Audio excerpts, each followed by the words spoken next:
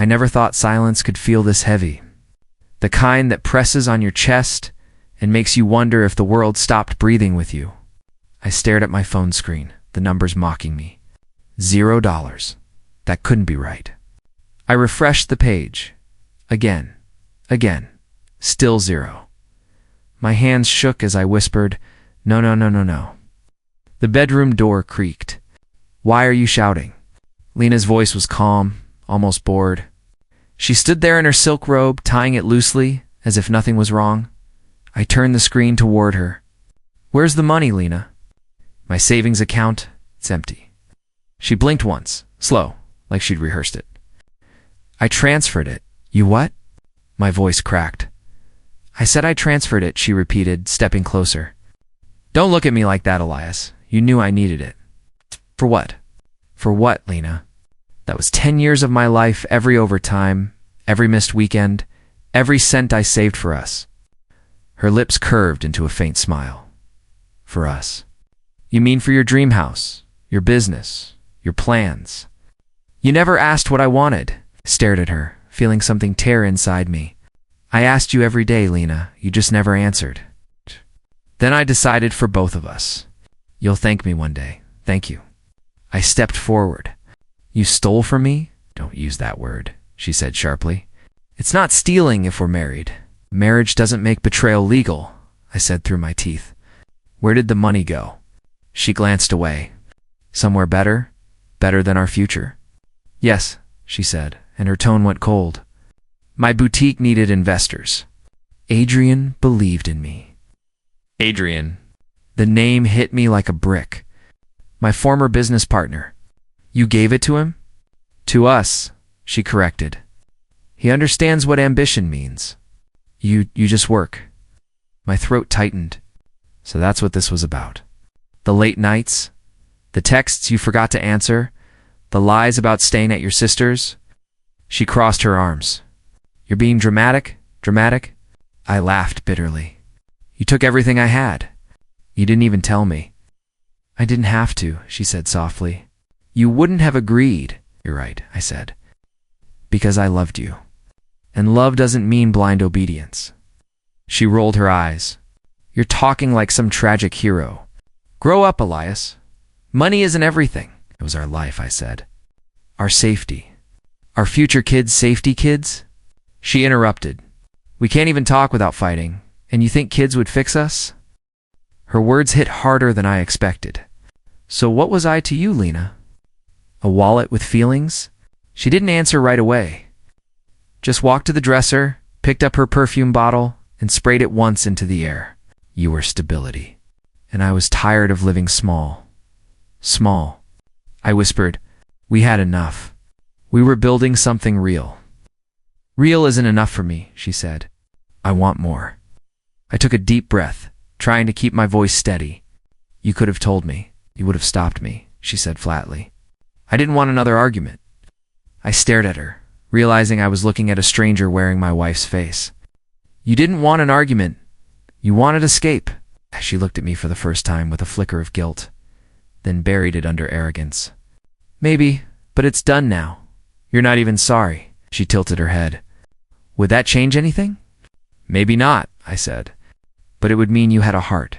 She laughed, low and hollow. "You'll thank me one day, Elias. When you see that this was for the best." I felt my voice drop to a whisper. "The best for who?" "You, him." Her eyes glinted. "For me, finally for me." That was it, the final crack. The love I'd held on to all these years slipped away like dust through my fingers. I nodded slowly. "Then you and Adrian deserve each other." She smirked. "Maybe we do." I grabbed my jacket from the chair. My hands were trembling, but my voice was calm now to calm. "Enjoy your boutique, Lena.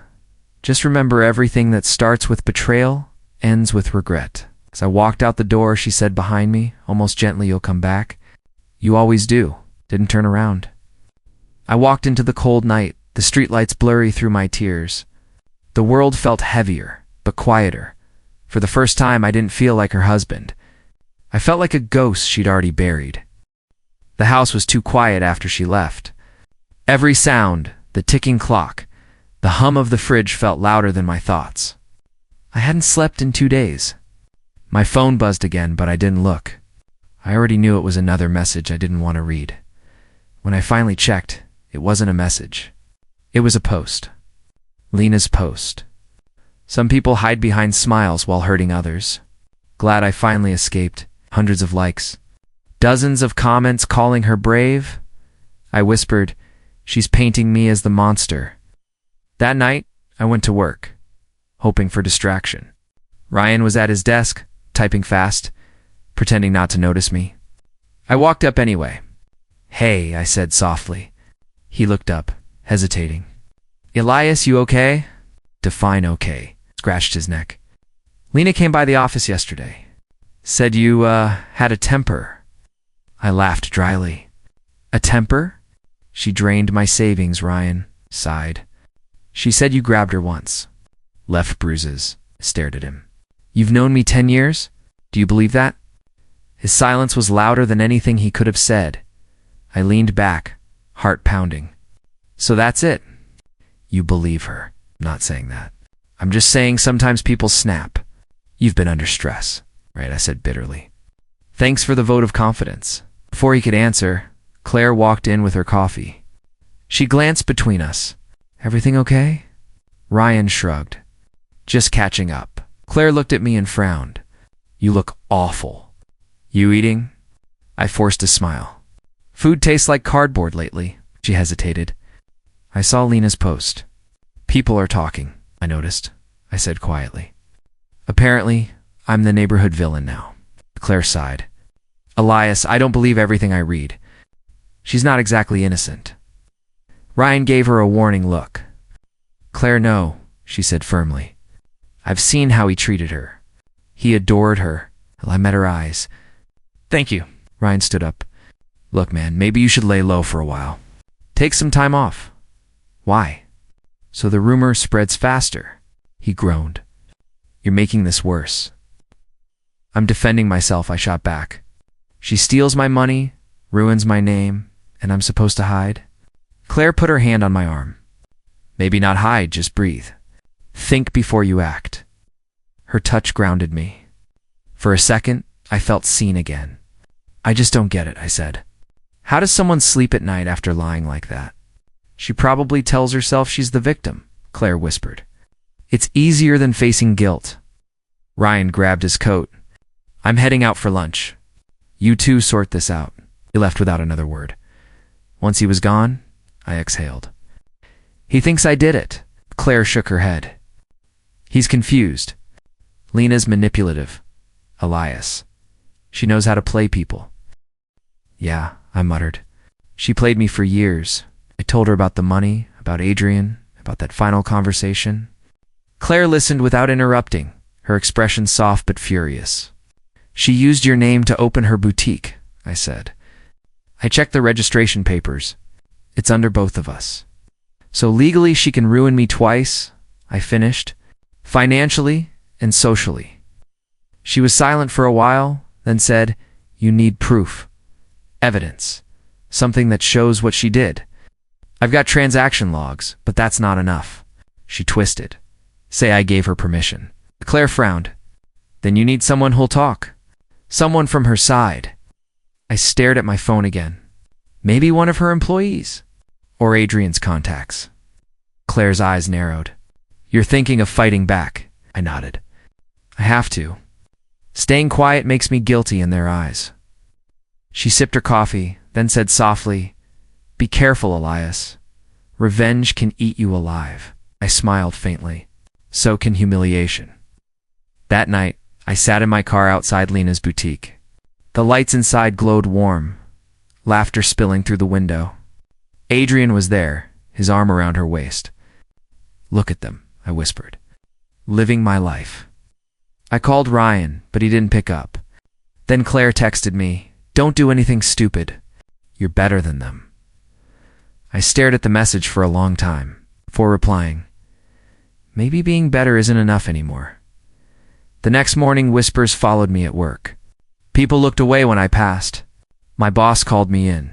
"Elias," he said gently, We're putting you on leave until things settle. I laughed hollowly. So she wins again. This isn't punishment, he said. It's damage control. I walked out of the building, sunlight burning my eyes. For the first time, I realized silence wasn't peace. It was exiled as I sat on the curb. Watching cars pass, I thought about Lena's words. You'll thank me one day. Maybe she was right. Because that day, something inside me finally snapped, not from pain, but from awakening. I wasn't going to thank her. I was going to make her regret ever crossing me. It had been 3 weeks since Lena walked out of my life, but her shadow never left.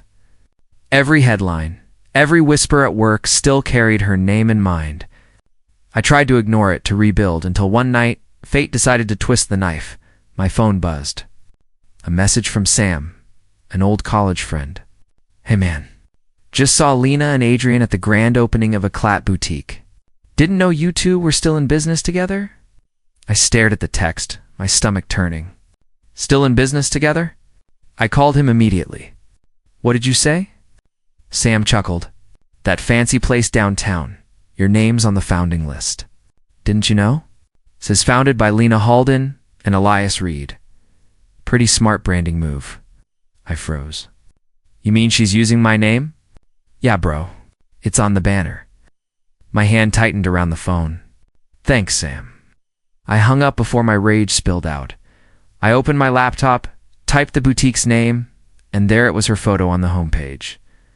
Standing beside him, Adrian, my ex-business partner, my so-called friend. He was smiling, hand around her waist, as if he hadn't stolen both my wife and my future. I whispered, "You two deserve each other." That night, I printed every article, every screenshot, every record. My table turned into a battlefield of papers. The next day, I met Claire at a small cafe. She slid into the booth, eyes scanning my face. You look like you haven't slept. I haven't, I said. Guess who's funding her new dream boutique? Her eyes widened. No, Adrian. The man who once said, we'll make it big together. Guess he found a new partner. Claire frowned. And your money? Every cent. She used my savings as her launch fund. My name's still on the documents, which means if things go south, I go down with her. Oh, she leaned closer. Elias, you need to protect yourself. Legally. I'm already on it. But first, I need evidence. She hesitated. You're thinking of fighting back? I looked her in the eye. No, I'm done fighting. I'm calculating. She stayed silent. Maybe realizing something in me had shifted. I pulled a folder from my bag and spread the papers across the table. Bank transfers from my account. Transaction dates line up with her boutique's launch. Emails from Adrian asking for extra support funds and the registration form with both our names. Claire studied them, then said, You're building a case. I'm documenting truth, I said. She built her empire on lies. I'll burn it down with proof. She looked uneasy. You don't sound like the same person anymore. Good, I said. The old me was blind. Her voice softened. Elias, I want to help, but you have to be careful. If she finds out, she won't. I cut her off. She thinks I'm broken. Let her keep believing that. We sat in silence for a while. The cafe chatter blurred around us. I could feel the weight of my next steps pressing on my chest. Claire finally asked, Do you still love her? I didn't answer right away. I loved who I thought she was. Now, I just want her to see what she destroyed in Adrian. I smirked bitterly. He'll crumble on his own. He's greedy. Men like him always do. That evening, I returned home and began recording everything: dates, times, transactions, screenshots of their posts, even voice memos of my thoughts. Day 1, I said into my phone. Evidence gathering. Goal. Reclaim what's mine. It became my nightly ritual. I'd sit alone, under the dim light, surrounded by the mess she created, but for the first time I didn't feel helpless. I felt focused. A week later, Claire sent me a message. Met one of Lena's employees today. Her name's Jenna. She said the boutique's finances look strange. I called Claire instantly. You'd think she'd talk to me? She might. She hates Adrian. Says he treats staff like trash. Set it up, I said, quietly. There was a pause before Claire spoke again. Elias, promise me you won't cross a line. I laughed softly. I already did the moment I married Lena. That night, I stood outside Eclat Boutique. Through the window, I saw her. Perfect hair, perfect smile, greeting customers like a queen. Adrian stood beside her, his hand brushing hers. And she laughed the same laugh that once melted me. I whispered, "Keep smiling. Lena, the truth is already crawling under your skin." As I walked away, my phone buzzed again. A text from Claire. "Meetings set. Tomorrow, 2 p.m. Be ready." I typed back. "I've been ready since the night," she said. "I'll thank me one day." This time, I wasn't the broken man she left behind. I was the storm she never saw coming. I walked into Eclat like a man who had healed. The chandelier glittered, people clapped, and Lena stood beneath the lights, glowing. I felt nothing for a second, then something sharp and hot settled in my chest. I breathed in, smiled, and walked toward them. "Congratulations," I heard myself say as I reached her. My voice was steady. Lena's smile was perfect. Adrian's grin was practiced. "Thank you," Lena said, squeezing my hand. "I didn't expect you tonight." "I wouldn't miss it," I replied. "You did well." Adrian stepped forward. "Elias, I always knew you'd appreciate good taste." "Good taste?" I echoed. "Funny phrase coming from you." Lena laughed. "Elias, you look good. You really took care of yourself." "Thanks," I said, scanning the room. Investors in suits, influencers with phones, a man I recognized from a bank. My eyes met his. Mason. He nodded once, polite but curious. "Who's that?" Lena whispered. "An investor," I told her. "Mason Klein. He funds upscale launches." She straightened. "Oh, hello, Mr. Klein. I'm Lena Halden." Mason extended his hand. "Pleasure." His handshake was firm. "Congratulations on the opening." "We worked hard. All of you?" I asked, voice casual. I leaned in like we were old co-workers. Adrian's jaw tightened. It was a team effort. "Of course," Mason said. He turned to Adrian. "Tell me about your revenue projections." Adrian smiled, all charm. "We're projecting swift growth. With the right backing, we expect a 40% increase in year one." Mason's eyebrows rose. 40%. What are your margins? Adrian's smile flickered. "High markup on limited pieces, exclusive items." "Interesting," Mason said. He looked at me. "You work in finance, right, Elias?" "I did," I said, until some personal matters required a step back. Mason studied me. "Why would someone leave finance to open a boutique?" "Different ambitions," I murmured. "Not everyone wants numbers their whole life." Lena's laugh sounded sharp. "Elias always was practical. Practical enough to notice oddities," I replied softly. "Like how quickly this place launched. The permits, the investors, it's neat." Adrian shifted. "We had support." "Support from who?" I asked, leaning closer. "Because some paperwork I saw lists transfers from accounts that don't match declared investors." Adrian's face hardened. "What paperwork?" "Public filings," I said, "and social posts. You'd be surprised how much people reveal when they're excited." Mason's interest visibly peaked. "Show me." I tapped my phone like it was nothing and opened a photo of the banner with our names. Mason frowned. "Why is Elias listed as a founder?" "Legacy branding," Lena said quickly. "He lent his name." "Lent," Mason repeated. He glanced at Adrian. "Who provided the seed money?" Adrian swallowed. "We had a private investor." "Private," Mason echoed. He looked unconvinced, then to me. "Do you know anything about the backers?" I shrugged. "Only what's public." But sometimes public is enough. I watched Mason's gaze flick between Lena and Adrian, searching faces like a judge weighing evidence. Lena's expression tightened. "Elias, don't." "Call it curiosity," I said, "or call it concern. If you're bringing people into a business, transparency matters." Mason tapped his chin. "Absolutely." He scribbled a note and then asked Adrian, who is the private investor. Name and address, please. Adrian hesitated, then gave a vague reply. Mason's pen stopped. I'll need documentation. You don't have to do that, Lena protested, voice small for the first time. Mason looked at her. I would always... Her eyes searched mine. Why are you doing this? Because I can't stand people hiding behind pretty things, I said. Because my name is there and I don't like what it means. Adrian scoffed. You're making a scene. I'm making sure truth has a seat at this table, I said. People nearby began to murmur. The air shifted. Lena's perfect mask showed a hairline crack that spread across her smile. After Mason walked away, he lingered near the refreshment table, talking quietly into his phone. I watched Lena's composure wobble. You're dangerous, she whispered when she turned to me. I'm focused, I replied. There's a difference. She took a shaky breath. You embarrassed me. You embarrassed yourself the night you took what wasn't yours, I said. Enjoy the applause. It sounds hollow to me. As I exited the boutique, someone touched my arm. Claire smiled and mouthed, Good. I nodded. Outside, under the city lights, I felt something loosen inside me. The plan had started. The mask was cracking, and I had the pieces in my hands, and quietly. 6 months passed before I saw her again. By then, the whispers had turned into headlines, Clat boutique faces financial trouble. Every article made me smile.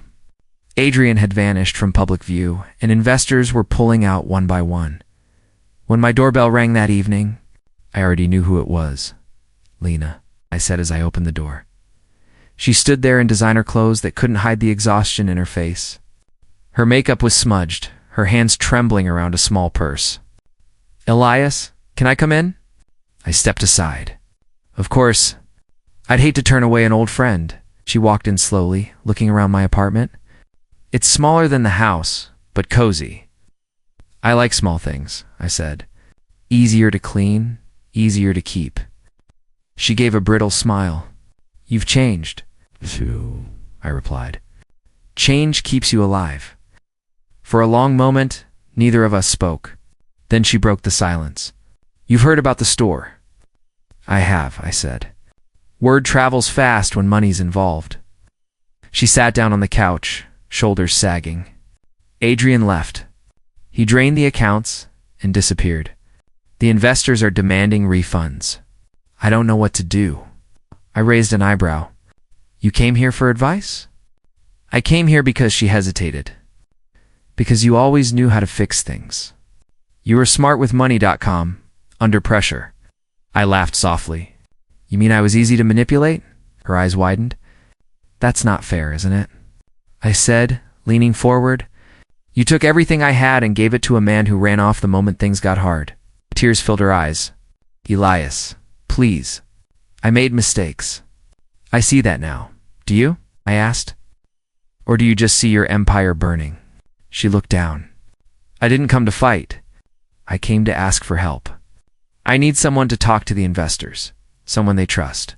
They still think you're part of the company. I nodded slowly. You want me to clean up your mess? She bit her lip. I'll pay you back, I swear, smiled. With what money? I'll sell the store, the inventory, whatever's left. I'll give you half. Half of nothing is still nothing, I said. Her tears spilled over. Elias, I miss you. Those words hit harder than I expected, but only for a second. You miss control, not me? That's not true, she said. You were good to me. I was stupid. Stupid, I said quietly. You called it ambition before. She looked up. I didn't realize ambition could destroy love. I let out a bitter laugh. Love? You used that word like currency? You spent it until it was worthless. Her voice cracked. Then why let me in? If you hate me so much, why are you listening? Because I want to see what regret looks like, I said. Turns out it's beautiful. She wiped her tears. You're cruel. I leaned back. I learned from the best. She stood. If you won't help, just say it. I looked at her, feigning thought. Maybe I can. I'll reach out to Mason. He's still in touch. Her face lit up with fragile hope. Really? I nodded. But I'll need details, numbers, documents, your current investors list. She hurriedly opened her purse. I have them. I brought everything. I took the folder, scanning it briefly. Perfect. I'll handle it discreetly. You'll hear from me soon. Her shoulders eased. Thank you, Elias. You don't know what this means. Oh, I do, I said. It means karma's finally come knocking, and you still think the door will open for you. She frowned. What? Nothing, I said, standing. I'll walk you out. At the door, she turned to me. You won't tell anyone, right? I can't handle more humiliation. I smiled faintly. Of course not. You have my word. She gave a small nod, as if clinging to the memory of who I used to be. Then she left. The moment the door closed, I exhaled and set the folder on my desk. Inside were transaction records, investor names, and loan details. Evidence of fraud, hers and Adrian's.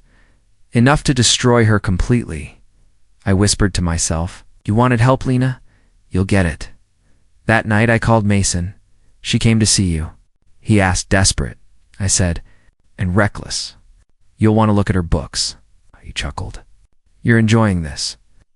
I'm restoring balance, I said. Just doing what karma couldn't do fast enough.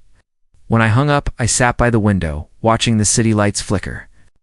For the first time, I felt calm, not angry, not broken, just in control. She once told me I'd thank her one day. Tonight, I almost did. The news broke on a Monday morning. Eclat Boutique declares bankruptcy. I stared at the headline, my coffee turning cold beside me. The article detailed everything in paid loans, missing funds, Adrian's disappearance. Lena's name was all over it. I whispered, So, this is how it ends. My phone buzzed. Claire, did you see it? She asked. I did. She's finished, Claire said. You should be happy. I should be, I said quietly. But I'm not. There was silence. Then she said, Because you cared once. I cared too much, I admitted. Now it just feels empty. She sighed. Karma doesn't always come with fireworks, Elias. Sometimes it just leaves ashes.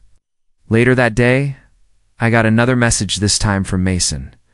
Your prediction was right. Fraud confirmed. Adrian's gone. Lena's facing legal action. I stared at the screen for a while before replying, Good. Let justice handle what's left. That evening, there was a knock at my door again. I didn't need to check who it was, Lena, I said when I opened it. She looked worse than before, hair disheveled, makeup smeared. I didn't know where else to go. Seems like a habit, I said, stepping aside. Come in. She walked in, trembling. They're suing me, Elias. Mason froze my accounts. I have nothing. I leaned against the table. Adrian. Gone, she whispered. He emptied everything. Even my personal account. I almost smiled. Guess he learned from the best. Don't, she said sharply. Don't mock me. You think I deserve this? Deserve? I repeated. I think you earned it. Her voice cracked. I didn't mean for it to go this far. I just wanted to prove I could do something on my own. I laughed softly. By stealing someone else's work? Someone else's trust? She dropped onto the couch, crying. Everyone's gone, Elias, friends, investors, even my family won't answer my calls. Now you know how silence feels, I said. Her eyes lifted to mine. You wanted this, didn't you? I hesitated. At first, I wanted to see you suffer. To see you lose everything the way I did. And now? Now I just see a person who destroyed herself. No. She stood up suddenly. You're loving this. Don't pretend you're above it. I'm not, I said quietly. I'm just tired. She stared at me like she didn't recognize who I was. You were kind once. Still am, I said. That's why you're still standing in my apartment instead of outside. She broke down completely, sobbing into her hands. I don't know what to do. You start over, I said. Same as I did. She looked up, red-eyed. How? Everyone hates me. Then stop trying to make them like you. Learn to live without the applause. She sniffled. You sound like you forgave me. But I stopped needing to hate you. She frowned. That's worse, maybe, I said. But it's honest. For a long while, we sat in silence. Then she whispered, "If I could go back, you can't," I interrupted. "And neither can I." She nodded slowly. "Goodbye, Elias. Goodbye, Lena." When she left, I didn't watch her go. I just sat there, staring at the folder of documents that had once fueled my revenge. I realized it didn't matter anymore. I had one, but victory tasted like dust. My phone rang again. Claire. "Did she come?" "She did," I said. "And she's done. Completely." Claire paused. "How do you feel?" "I don't know," I said truthfully. "Lighter, maybe? Or just tired?" "Then that's your answer," she said. "You've carried her long enough." I leaned back on the couch. "You think this is peace?" "It's the start of it," she said softly. "You don't need her downfall to heal, Elias. You just need to stop looking back." Her words lingered after the call ended. I walked to the window, watching the city lights shimmer like distant stars. For months, revenge had been my purpose, but now it felt small compared to what I wanted next. Quiet. Clarity, freedom, I whispered. She took everything. But she also gave me something myself. The next morning, I shredded the evidence.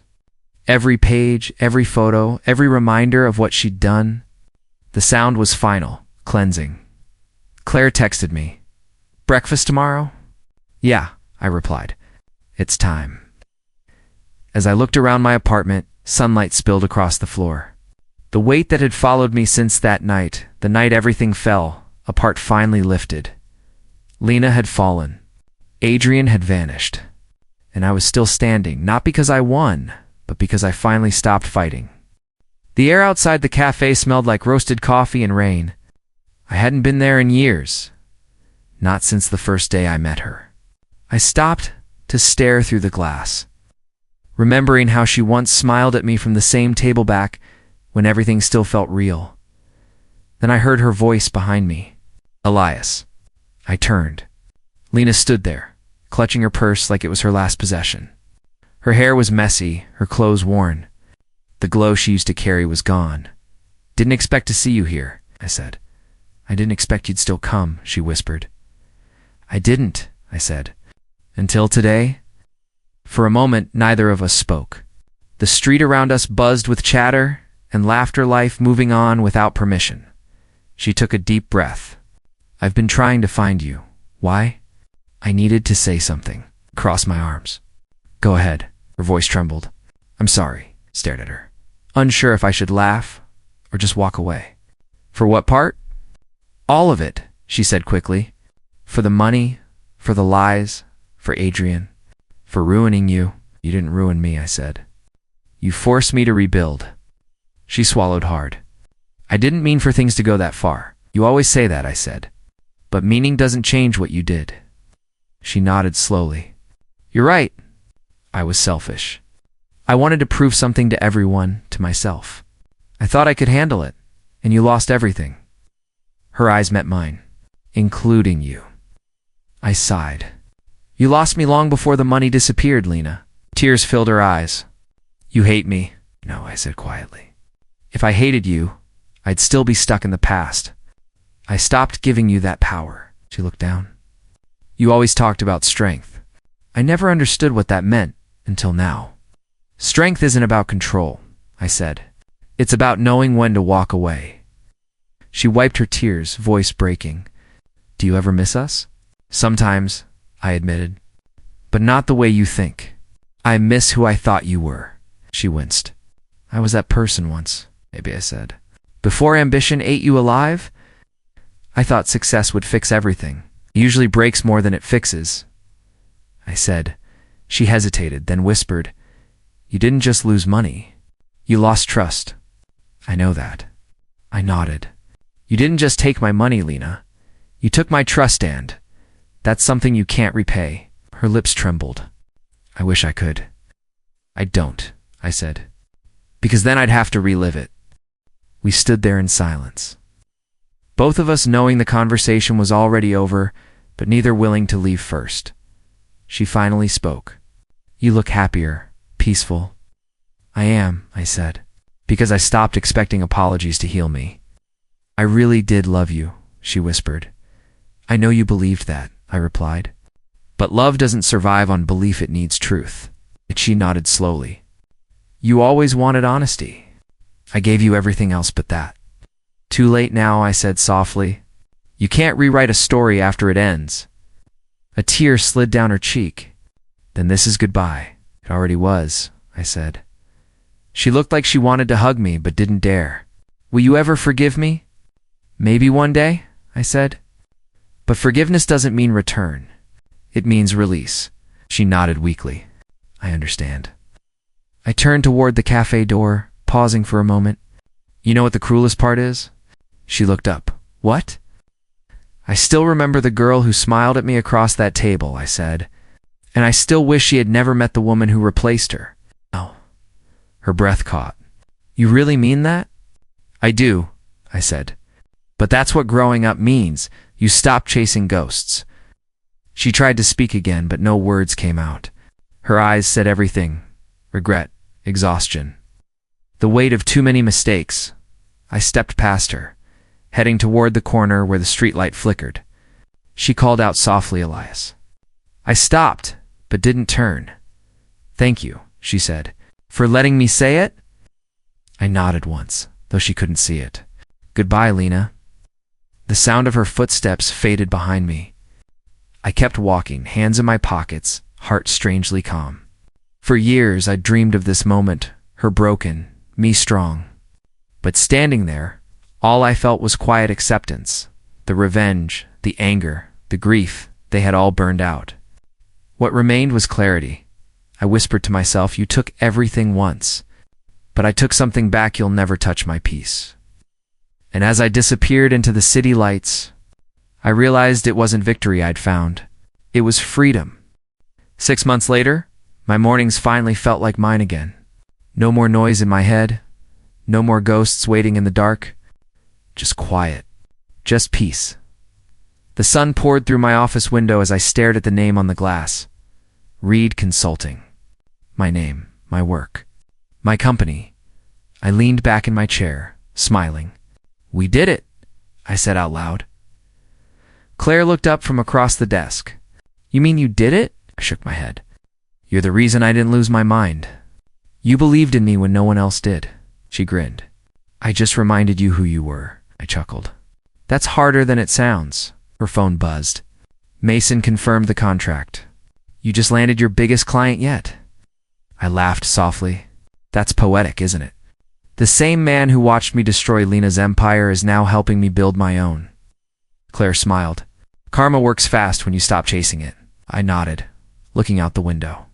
Maybe that's what healing is, finally letting go of the scoreboard. Do you ever think about her? I hesitated. Sometimes, not the way I used to. Claire stayed quiet, giving me space to think. I used to dream about revenge, I admitted. Now I just hope she finds peace. Because I did. She gave a small smile. You're a better man than most. Maybe, I said. Or maybe I just got tired of bleeding for someone else's mistakes. A knock came at the door. My assistant peeked in. Mr. Reed, the client's here for the signing.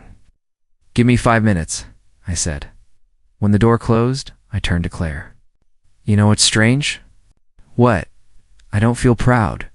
I just feel balanced. Like life finally stopped pulling me backward. She nodded.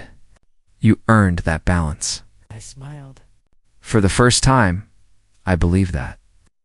We walked to the conference room together. The client was already waiting. Calm, confident, respectful. Everything Adrian never was. Mr. Reed, he said, shaking my hand. I've heard great things about your work, and I'll make sure you keep hearing them, I replied with a grin. The meeting was smooth, professional, and fast. When the papers were signed, I felt something click inside me, a quiet confirmation that I'd finally built something honest. After the client left, Claire nudged me. Dinner tonight? To celebrate? I nodded. Yeah, but something simple. No champagne, no speeches. Just food and laughter. Perfect, she said. That night, We sat at a small restaurant on the corner of Main Street. Nothing fancy, just warm lights and soft music.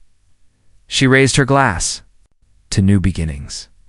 I clinked mine against hers. To surviving the old ones? We laughed, and for a moment, it felt like everything had come full circle. Halfway through dinner, Claire leaned in. You know, you're not the same man I met a year ago. I'd hope not, I said. That man was angry at the world. And now? Now I'm grateful it broke me. Otherwise, I'd still be living in her shadow. She smiled softly. That's growth, Elias. Feels like freedom, I said. When we left the restaurant, the night air was cool and clear. The streetlights reflected on wet pavement from an earlier rain. I looked up at the sky, no clouds, no storms. Claire glanced at me. You're quiet, just thinking, I said. About her. I shook my head. About me. She smiled. That's progress. We stopped at the corner where our paths split. She hugged me, quick but genuine. Don't vanish again, okay? I won't, I said. I'm done disappearing. When she left, I walked slowly toward my car, feeling lighter with every step. The city buzzed around me, alive and forgiving. I got in, turned the key, and watched my reflection in the rearview mirror. For the first time in a long time, I liked the man looking back. She took everything once, I said quietly. But in losing her, I found something worth more myself. The words settled in the air like a final truth. I rolled down the window, letting the wind hit my face. The past no longer hurt. It just existed like an old scar that no longer ached, but reminded me how far I'd come. As I drove through the city lights, I realized that revenge hadn't saved me. Resilience had. And in that simple, silent moment, I understood that freedom isn't about escaping pain, it's about owning it, learning from it, and rising again. The road stretched ahead open. Endless mine.